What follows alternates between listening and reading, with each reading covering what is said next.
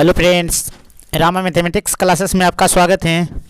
देखिए फ्रेंड्स, आज एक नए वीडियो के साथ नए सेट नंबर 7 को पढ़ने के प्रयास करते हैं। देखिए, इसके पहले 1 से 6 सेट कंप्लीट कर दिए हैं, उसको देख लीजिएगा। इसके साथ ही साथ थ्योरी भी कंप्लीट कर दिए हैं। चलिए देखते हैं फर्स्ट क्वेश्चन से।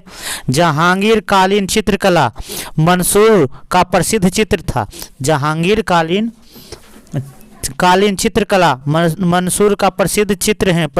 मंसूर का प्रसिद्ध चित्र है। मंसूर का प्रसिद्ध चित्र है। तो मंसूर का प्रसिद्ध चित्र कौन था? तो बाज का क्या था? तो बाज का था। कौन था? तो बाज का था। चलिए आगे देखते हैं। प्रथम धातु निर्मित नर्तकी की मूर्ति मिली है। प्रथम धातु निर्मित नर्तकी की मूर्ति है। प्रथम धातु निर्मित नर्तकी की मूर्ति है। तो मोहनजोदड़ो में। कहाँ है? तो मोहनजोदड़ो में। हिंदू कवि केशव की कृति रसिक प्रिया किस मुगल शासनकाल के चित्र बनाए गए थे? रसिक प्रिया किस मुगल काल के चित्र बनाए गए थे? और हिंदू कवि थे, किसका नाम था? तो केशव था हिंदू कवि का। चलिए, तो कौन था? तो शाहजहां के काल के। कौन? तो शाहजहां के काल के। देखिए, यहाँ से ऐसे क्वेश्चन बन सकता है कि केशव हिंदू कवि किसके शासनकाल से संबंधित थे? तो शाहजहां के काल में।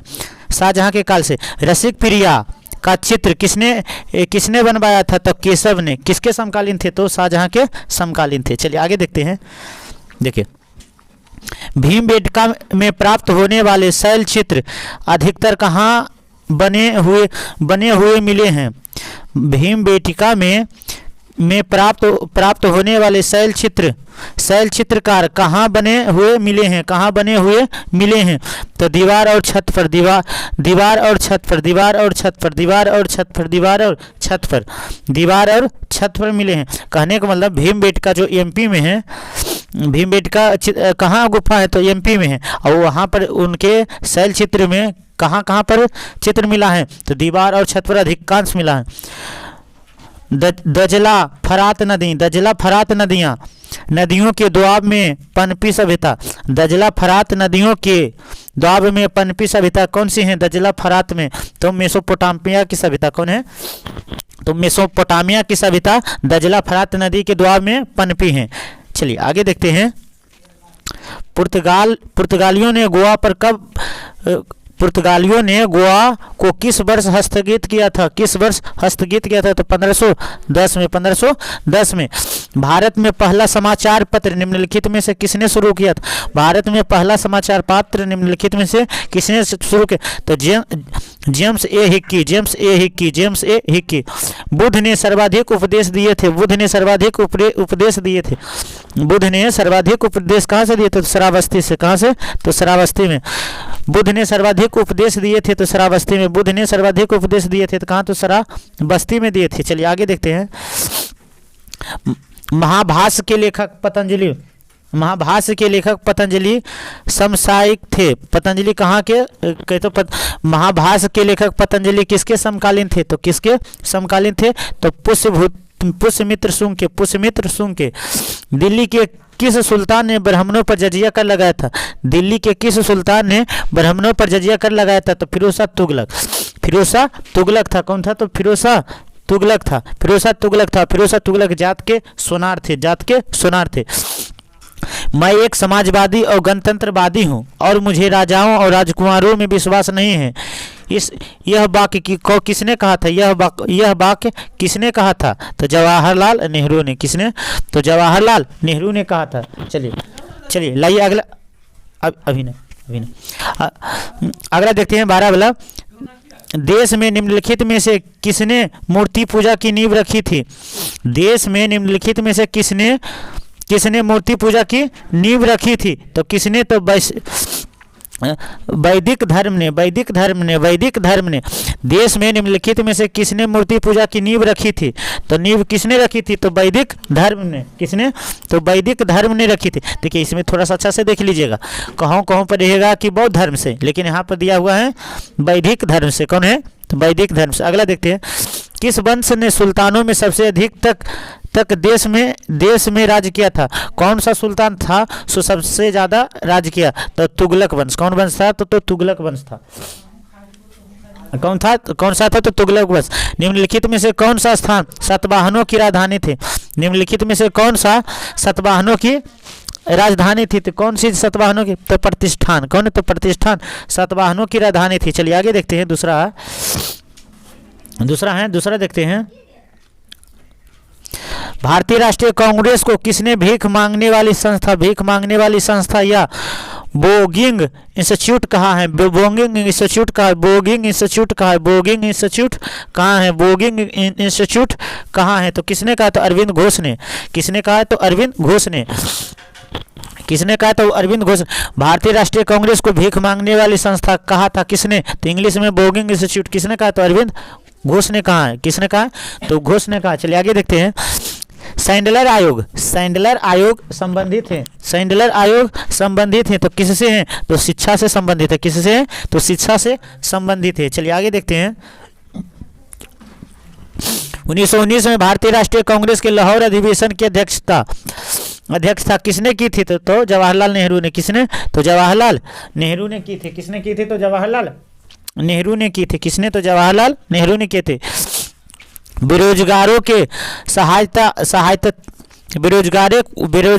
सहायता दिल्ली के निम्नलिखित सुल्तानों में से किसने रोजगार कार्यालय की स्थापना की? किसने रोजगार कार्यालय की स्थापना की? तो फिरोज शाह तुगलक ने। किसने? तो फिरोज शाह तुगलक ने। किसने किया था? तो फिरोज शाह तुगलक ने किया था। चलिए आगे देखते हैं। किस मुगल बादशाह ने बलबन द्वारा प्रारंभ किया गया दरबारी रिवाज सिजदा एवं पाबोस रिवाज सिजदा को समाप्त कर दिया था? सिजदा और पाबोस किसने जारी किया था? तो बलबन ने।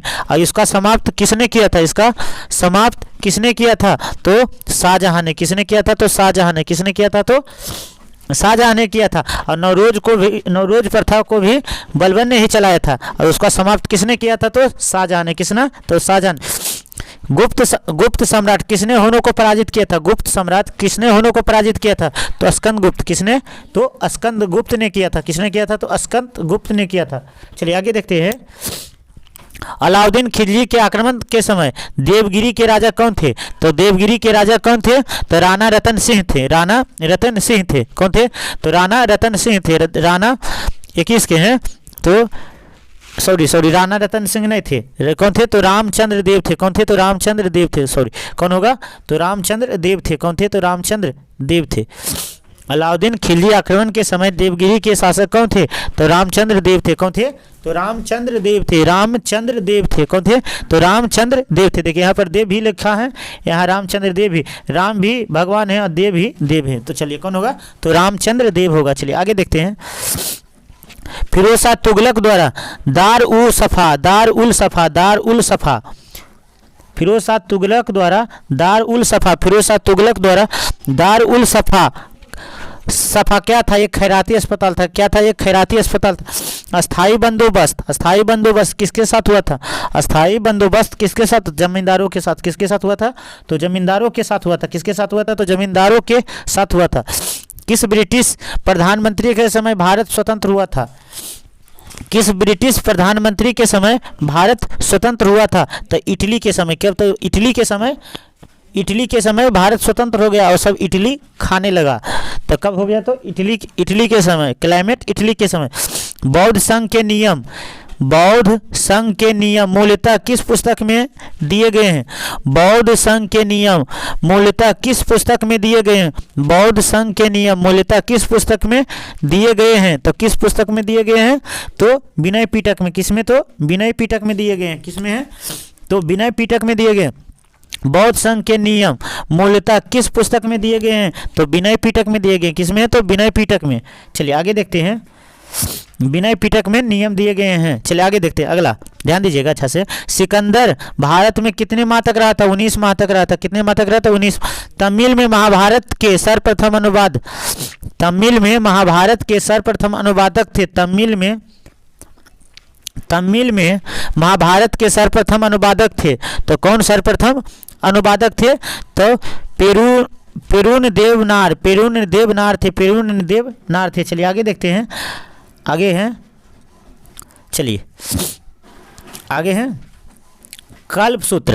कल्पसूत्र के लेखक कौन है? तो कल्पसूत्र के लेखक तो कल्प सूत्र के लेखक कौन है? तो भद्रबाहु हैं। कौन है? तो भद्रबाहु हैं।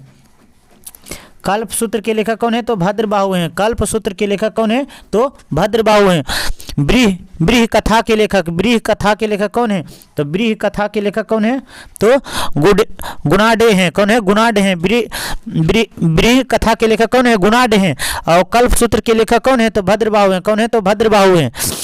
पूर्व गुप्त काल में करसापन क्या था?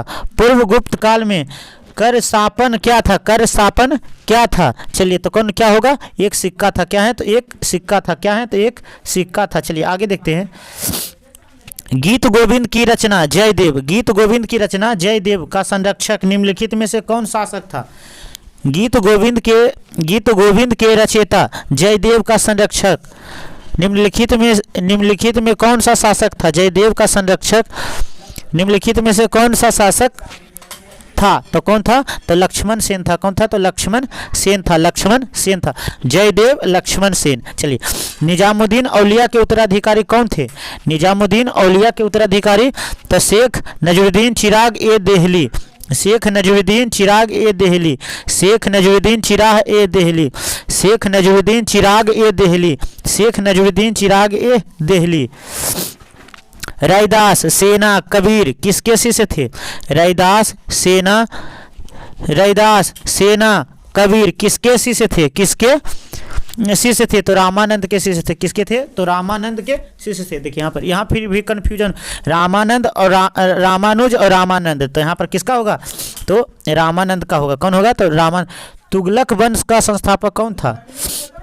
सॉरी यहाँ क्या है? तुल्लु वंश का संस्थापक कौन था? तुल्लु वंश का संस्थापक कौन था? तो वीर नरसिंह। कौन था? तो वीर नरसिंह था। कौन था? तो वीर नरसिंह था। आगे देखते हैं। गुरु गोविंद सिंह की हत्या 1708 में किस जगह हुई थी? गुरु गोविंद सिंह की हत्या 1708 में किस स्थान पर हुई थी? तो नादेर में। कहाँ? तो नादेर कहाँ है? तो महाराष्ट्र में। नादेर कहाँ है? तो महाराष्ट्र में हुआ था। लेकिन शिक्षा अंबाला में प्राप्त हुआ था। कहाँ हुआ था? तो अंबाला में प्राप्त हुआ था। मीर हैदर अली और अब्दुल समद इसके समय दरबारी चित्र थे। सैयद अली और अब्दुल समद किसके दरबारी चित्रकारी थे? तो किसके? तो हुमायूं और अकबर के थे। किसके? तो हुमायूं। मोकासा क्या है? बोलेगा कि मोकासा क्या है? तो जागीर है। मोकासा क्या है? तो जागीर है। मोकासा क्या है? तो जागीर है। मोकासा क्या है? तो जागीर है। आगे देखते हैं। फ्रेंच ईस्ट इंडिया कंपनी की स्थापना कब हुई थी? फ्रेंच ईस्ट इंडिया कंपनी की स्थापना कब हुई थी? तो कब हुई थी? 1664 में। कब हुई थी? 1664 में हुई थी। कब हुई थी? तो फ्रेंच ईस्ट इंडिया कंपनी की स्थापना 1664 में हुई थी। निम्नलिखित अधिकारी का संबंध ठगी के दमन से है। ठगी के दमन तो स्लीमेट। कौन है? तो स्लीमेट है। कौन है? तो स्लीमेट है। कौन है? तो स्लीमेट है। कौन है? तो स्लीमेट है। लखनऊ समझौता किसके बीच हुआ था? लखनऊ समझौता किसके बीच हुआ था? तो लखनऊ समझौता किसके बीच हुआ था? तो कौन है? तो देखिए, कांग्रेस और मुस्लिम लीग। कौन है? कांग्रेस और मुस्लिम लीग के बीच हुआ था। लखनऊ समझौता किसके बीच हुआ था? तो कांग्रेस और मुस्लिम लीग के बीच हुआ था। आगे देखते हैं। भारतीय पुरातत्व सर्वेक्षण की स्थापना किसने की है? भारतीय पुरातत्व सर्वेक्षण की स्थापना किसने की है? तो लॉर्ड कर्जन ने। किसने? तो लॉर्ड कर्जन ने। किसने की है? तो लॉर्ड कर्जन ने की है। लॉर्ड कर्जन ने की है। चलिए आगे देखते हैं। आगे हैं देखिए, अगला 42 में है। एक उन्नत जल प्रबंधन का साक्ष्य कहाँ से मिला है? एक उन्नत जल प्रबंधन का साक्ष्य कहाँ से मिला है? तो धौलावीरा से। कहाँ से? तो धौलावीरा से मिला है। कहाँ से मिला है? तो धौला। सांख्य दर्शन के प्रतिपादक कौन थे? तो कपिल देव थे। कौन थे? कपिल देव थे। कौन थे? तो कपिल द्वारा थे। कौन थे? तो कपिल द्वारा। चलिए आगे देखते हैं।